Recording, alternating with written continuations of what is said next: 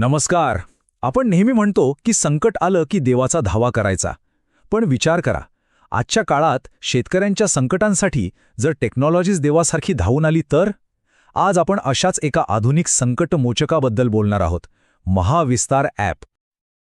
गणपती बाप्पा म्हणजे बुद्धीची देवता, संकटमोचक, विघ्नहर्ता, बरोबर ना?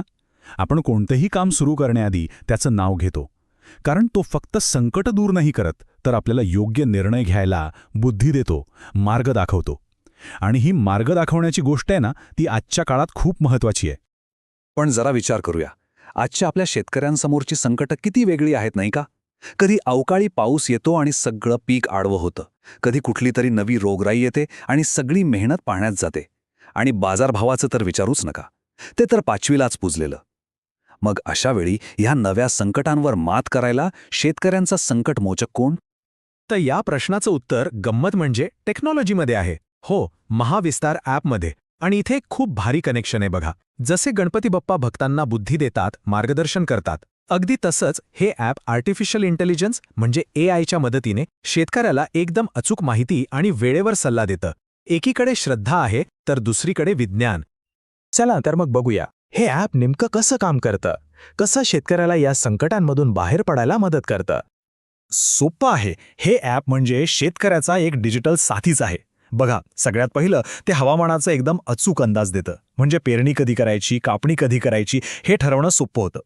दुसरं, समजा पिकावर काही रोग पडला तर फक्त एक फोटो काढा, AI लगेच सांगतं की हा रोग कोणता आहे आणि त्यावर उपाय काय. तिसरी गोष्ट म्हणजे बाजारभाव. एकदम लेटेस्ट रेट्स कळतात, म्हणजे माल कधी आणि कुठे विकायचा हे कळतं. आणि चौथं, सगळ्या सरकारी योजनांची माहिती एकदम सोप्या भाषेत, म्हणजे फायदा थेट शेतकऱ्याला, मध्ये कोणी नाही.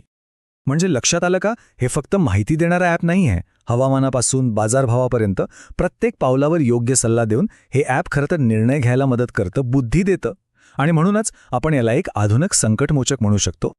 आणि आता गणेशोत्सव जवळ येतोय, तर एक संकल्प करायला काय हरकत आहे? आपण जसा आनंद वाटतो, प्रसाद वाटतो, तसंच हे ज्ञानाचं साधन, हे प्रगतीचं साधन आपण आपल्या शेतकरी बांधवांपर्यंत पोहोचवूया.